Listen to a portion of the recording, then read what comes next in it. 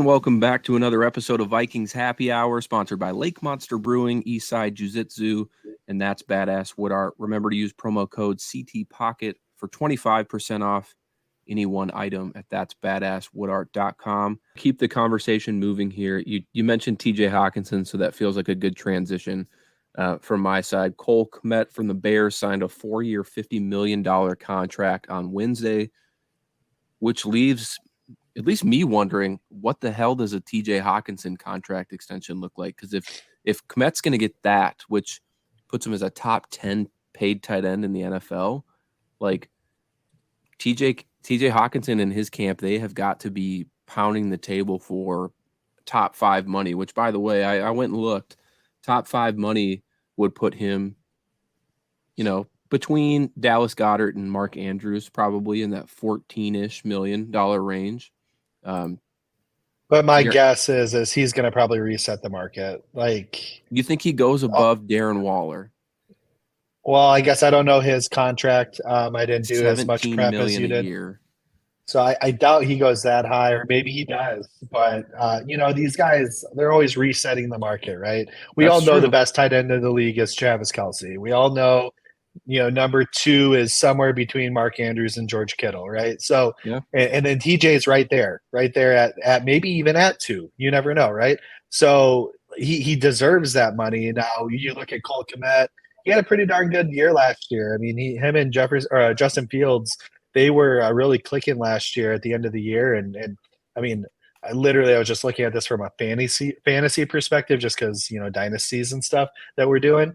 And Cole Kmet, I think, was like the number 7 tight end in fantasy last year, right? So just to kind of show some of his value.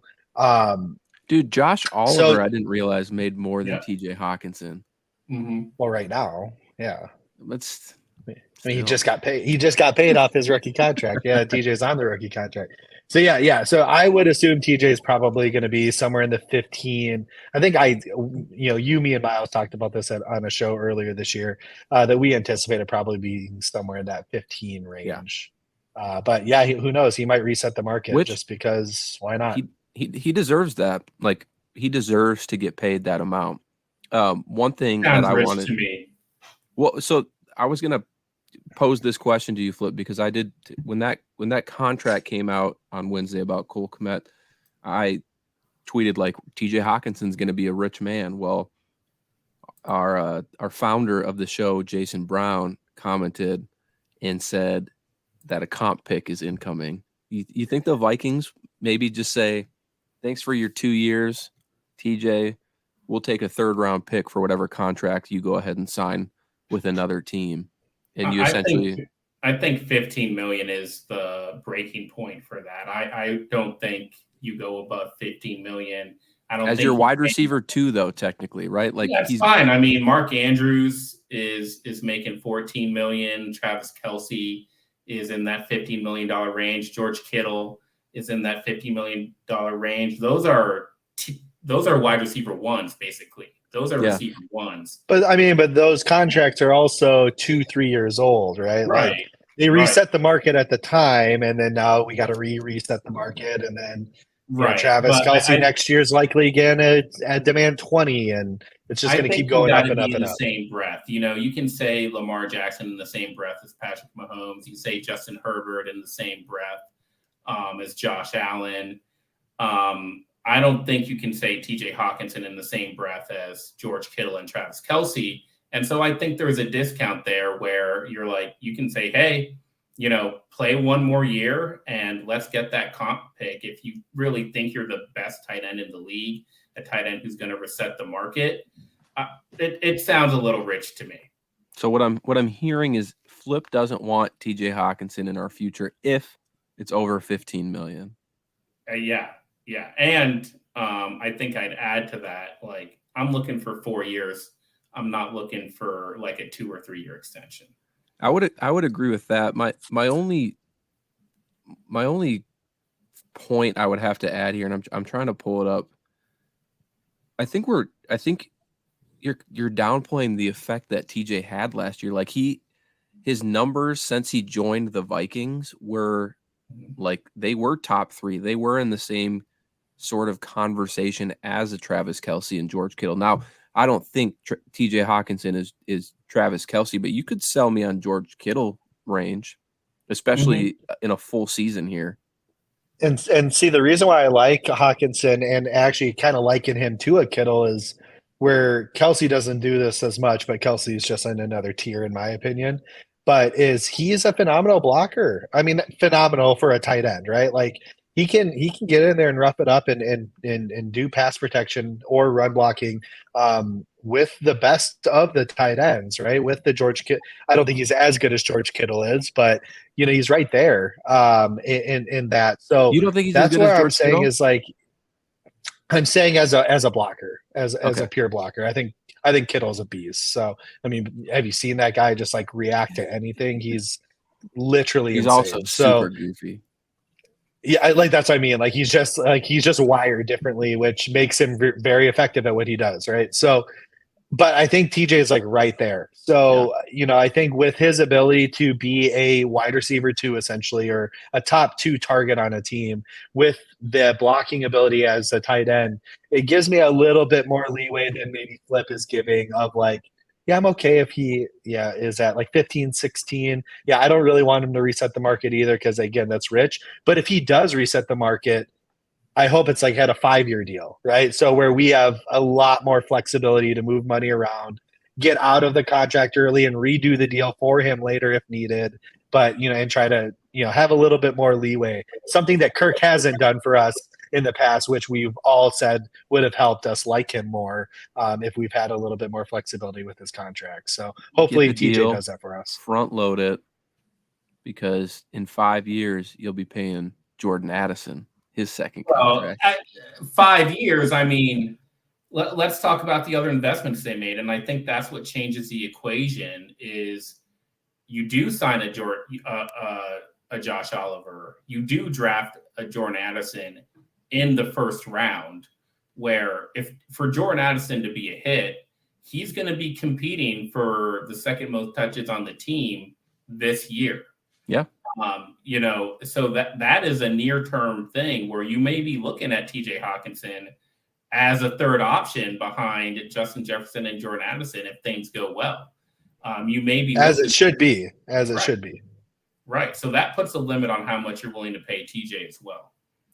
Last thing on the TJ Hockenson thing, because I did find it from the time he arrived in Minnesota to the end of the year, he ranked first in targets in the NFL, first in receptions, second in yards, and was tied for fifth in touchdowns. So if that is an indicator of what this season is about to be, that's top 3, top 2 type production from a tight end, and which to me says that he deserves that kind of contract. So speaking of contracts, where'd you get those numbers from? You got PFF Ultimate over there? So do you. It's with Climb in the Pocket. You just log in. Speaking of contract extensions, let's hear from Kwesi on Justin Jefferson. Ongoing dialogue. I believe we'll speak with the representatives again soon. We just got back to training camp, right? So there's no rush per se in that regards. But look, Justin is when we got here, there's certain types of players you want around. Players who love football, are great at football, make their teammates better, just have that winning spirit. I'll never forget when I first talked to him. I first met him. He just talked about winning. And that's what all you want around. So when you identify players like that, you try and find solutions to keep them around. We will do that as best we can as we go forward. And before we get into kind of what our thoughts are on that comment, Justin Jefferson was asked today as soon as he walked onto the field, what about your contract? To which, and this just screams leadership, top to bottom, but a classic leadership answer from Justin Jefferson. That's not the worries that I have right now. It's really all about winning the Super Bowl, just getting the wins and being with my team. The contract is going to play itself, and I'm just out here to play football. Let's go. When have we seen that from our star player? Like Adrian Peterson, much love to what he did on the field. He would have held out. He would have been like, no, you pay me my money and then I'll show up. Justin Jefferson, he's setting an example for everybody on that team that says, yeah, I know I'm the best, wide receiver in football. I know that I'm going to break the bank when I get paid. But the most important thing is for me to be out here with my teammates, to be out here to try and win a Super Bowl. And this kills me to say, because I love Stephon Diggs. I don't know if Diggs would have done that back then. I could be wrong, so I don't want to put words in Diggs' mouth like he wouldn't have done something like that. Isn't Diggs he leads. holding out right now? No, he's there. He's Okay. there. Diggs leads in his own way. He's a special type of receiver. But what are you guys' thoughts on all of that? What are you laughing about? Yeah, My excitement? No, we're not going to get into the Diggs comments. No, Justin Jefferson, I absolutely love everything you're saying about him. I agree. Granted, we have 2 years to figure this out, so it's not something where he needs to be too rushed about it right now. And he even probably I don't knows think you that do have 2 years. Like technically, you have 2 years, but like you absolutely have 2 years. I feel like you owe him. I feel like you But owe him. you do. Like, yeah, let's get it done. And it's advantageous for us to do so because it's another year of where we can pay him now without other players getting paid and resetting the market even higher than it already is, right? But in all reality, yeah, he can sit here and say, yeah, I'm not really worried about it because I'm going to get my 5th-year option picked up and then they'll have to pay me next year and it'll even cost even more money then. So like, That's fair. I mean, That's sure, fair. he's saying the politically right thing, absolutely, and I hope he means what he says, where it's just about winning. And I do wholeheartedly believe that he believes that. But he's also not as worried about it and not needing to worry about a holdout because him and his representatives have 2 years to be able to figure out this contract. But yeah, absolutely, like it should always be about winning.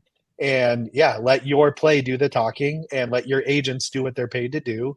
And hopefully we can get him on another deal that can be advantageous a bit for us.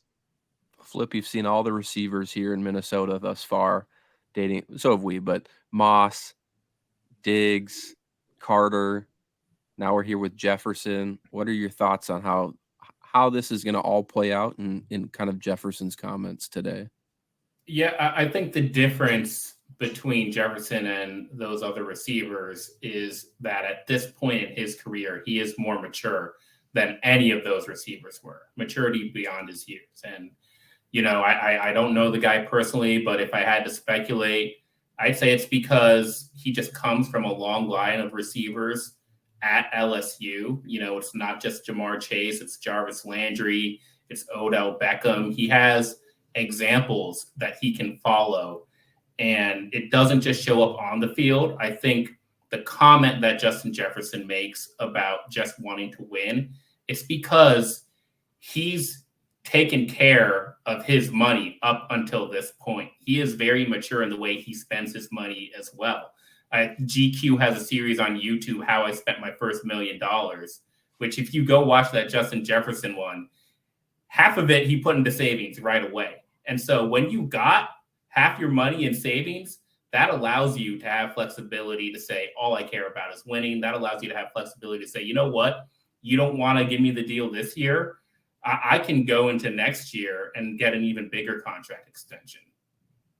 Yeah. And I guess that's kind of Ryan's point, right? Like, yeah, I guess for Jefferson, he's going to get paid like at the end of the day. Well, and he comes from a winning culture too, right? Like he came from a very high, I mean, maybe one of, if not the greatest football team, or at least offensive football team of all time in college football. And they went on and won a national championship. So winning it's very addicting.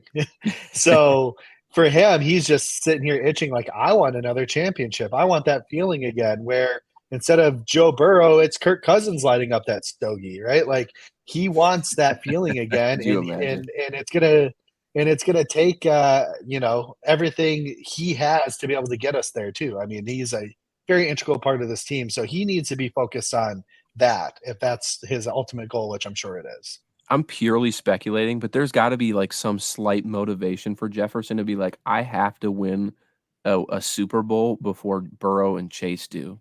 Like, not just before, but like, look, those guys still talk. So at the end of the day, when their careers are over and they're, over on the patio at the barbecue, they're not going to be talking about how much money they all made. They're going to be talking about the wins and the Super Bowls and the experience and even like the Pro Bowls, those types of experiences that football gave them. Yeah. And so Justin wants that experience. He's motivated to get it. And I love that. Flip, I want to thank you for hopping on, man. We always love having you here and getting your opinion on things. I think it's just a fresh, different perspective. So I will, I know you're not on Twitter anymore, so we'll do a better job at getting you into the shows when we're recording. I'm in the shadows. I'll come out when I'm needed. Love the bad signal. For everybody watching, we heard that, we saw that you didn't really care for the offensive preview, so there is no defensive preview coming. We're just going to take it a day at a time here, but please be sure to like and subscribe, not only to the YouTube channel, but the podcast as well. You can find us on Spotify, Apple Podcasts, or anywhere you listen to your podcasts. And until next time, Skol Vikings.